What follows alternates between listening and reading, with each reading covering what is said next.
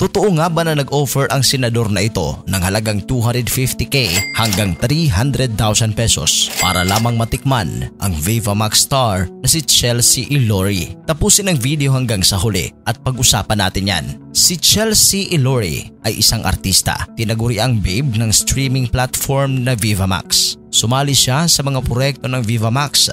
May credit siya sa mga pelikula ngayong 2025. Bukod sa pagiging aktres, kilala rin siya sa social media at madalas na feature bilang sexy star. May post at photoshoot siya na nakuha ang pansin dahil sa kanyang itsura at hotness. Sa panayam sa podcast ni Tito Bray, inamin ni Chelsea na nakatanggap siya ng ilang indecent proposals. May mga tao raw, kabilang na ang mga kilalang politiko na nag-alok ng pera para sa isang night intimate encounter. Partikular sinabi niyang may isang dating mayor mula sa Northern Luzon na inalok siya ng humigit kumulang 150,000 pesos para sa isang gabi. Mula sa mga politiko raw, may umalok sa kanya pero ang pinaka nagpatunog ay ang kanyang sinabi na may isang senador na nag-alok sa kanya. Hindi lang panggabi, kundi may tip pa raw na 250 hanggang 300,000 pesos. Tip pa lang, paldo na. Yan ang kanyang sinabi.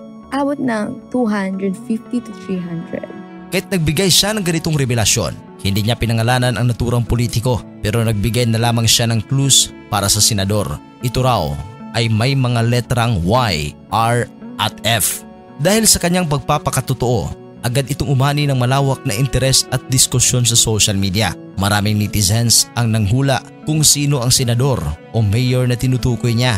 Dahil hindi niya binanggit ang pangalan pero nagbigay ng clues, lalong naging mitsa ito ng speculation, blind items, memes at diskusyon. Kaya mabilis kumalat ang panayam at nag-viral. Pero posibleng hindi namang salita si Chelsea tungkol sa naturang issue na siya rin ang nagsimula dahil pinagbawalan na siyang magpa-interview. Nadamay naman ang pangalan ni Senator Raffy Tulfo sa isyong inumpisahan ni Chelsea dahil sa reaksyon ng kanyang kapatid, ang hard-hitting broadcast journalist na si Ramon Tulfo. Base sa Facebook post ni Mon, parang kinumpirma niya ang mga espekulasyon na ang kanyang kapatid ang paldong senador na tinutukoy ni Chelsea. Hindi raw siya makapaniwala sa balita dahil takusa itong si Raffy o takot sa asawa sa misis nitong si Jocelyn Tulfo. Natawa na lamang si Mon sa balitang kumakalat na may isang senador na nag-offer ng indecent proposal sa isang artista na 250k hanggang 300 para bembangin ito. Kung sakaling totoo man anyang issue, sabi ni Mon,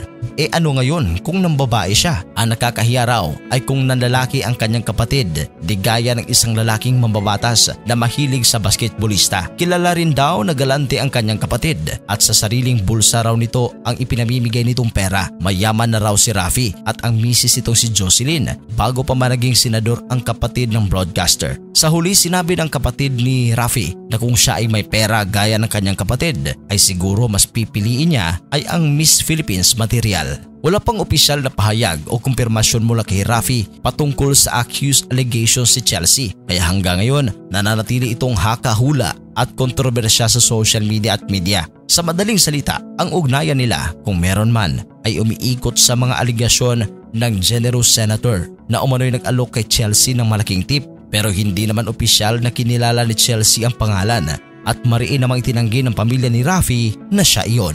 Anong reaksyon mo dito sa ating video? Si Raffy Tulfo nga ba ang tinutukoy ng Viva Max actress? Nagsasabi nga ba siya ng totoo? Kayo na ang humusga. Para sa inyong reaksyon, i-comment yan sa baba. At sa mga hindi pa nakapag-subscribe, huwag kalimutan na mag-subscribe sa Showbiz Caster. Maraming salamat po.